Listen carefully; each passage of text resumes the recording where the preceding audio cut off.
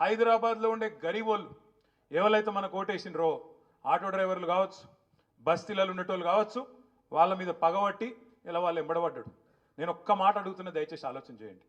ఈ ముఖ్యమంత్రికి నిజంగానే చిత్తశుద్ధి ఉంటే, నిజాయితీ ఉంటే, వాళ్ళ అన్నగానికి ఒక న్యాయం ఉంటుంది, మరి గల్లీలలో గరీబోళ్ళు ఉండే గల్లీలలో ఉండే పేదవాళ్ళకు ఒక న్యాయం ఉంటుందా? వాళ్ళన్న తిరుపతి రెడ్డి మీ కాన్స్టిట్యున్సీలోనే ఉంటాడు. ఎక్కడ కావురి హిల్సో అదేందో ఆడనో సెటిల్మెంట్లో అడ్డా, అది ఆ సెటిల్మెంట్లో అడ్డా మాదాపూర్లో ఉంటాడు.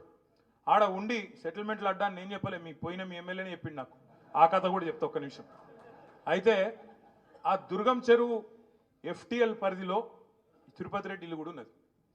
తిరుపతి రెడ్డికేమో ఆయన ఇల్లు ముట్టుకోవాలంటే ఆడ చుట్టూ పోలీసు వాళ్ళు రక్షణ, ఆయనకు మొత్తం అంగరక్షణ, చుట్టూ మంది, బల్గం, అర్ధబలం, అంగబలం అన్నీ ఉన్నాయి.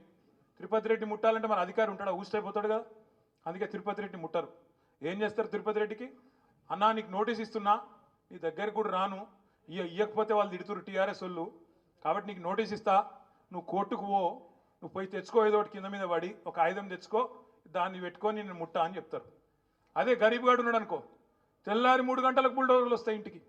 పిల్లగాళ్ళకి వెళ్ళి మేము పుస్తకాలు తీసుకుంటాం సార్, మేము బడికోవాలంటే దయ ఉండదు. ఆడోళ్ళు మేమరే అన్నం ఉడకబెట్టిన మరి అయ్యా పక్క తీసుకుంటాం, బియ్యం పక్కకు తీసుకుంటామంటే దయ ఉండదు. గరీబోళ్ళు చెప్పులు కుట్టుకునే దుకాణాలు ఉంటే వాళ్ళని తీసుకెళ్ళి రోడ్డు మీద పడేస్తారు, బిల్డింగ్లు నిర్దాక్షిణ్యంగా కూలగొడతారు.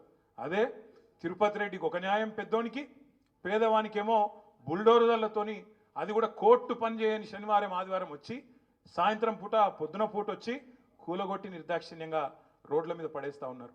నేను ఒక్కటే అడుగుతా ఉన్నా, 10 ఏళ్ళు మనమేమో పాలిటిక్స్ ఆఫ్ కన్స్ట్రక్షన్ చేసినాం, మనం కన్స్ట్రక్షన్ చేసినాం, ఈయననేమో డిస్ట్రక్షన్ చేస్తాడు. మనం ఏం కన్స్ట్రక్షన్ చేసినాం? ఇప్పుడు అక్క చెప్పింది,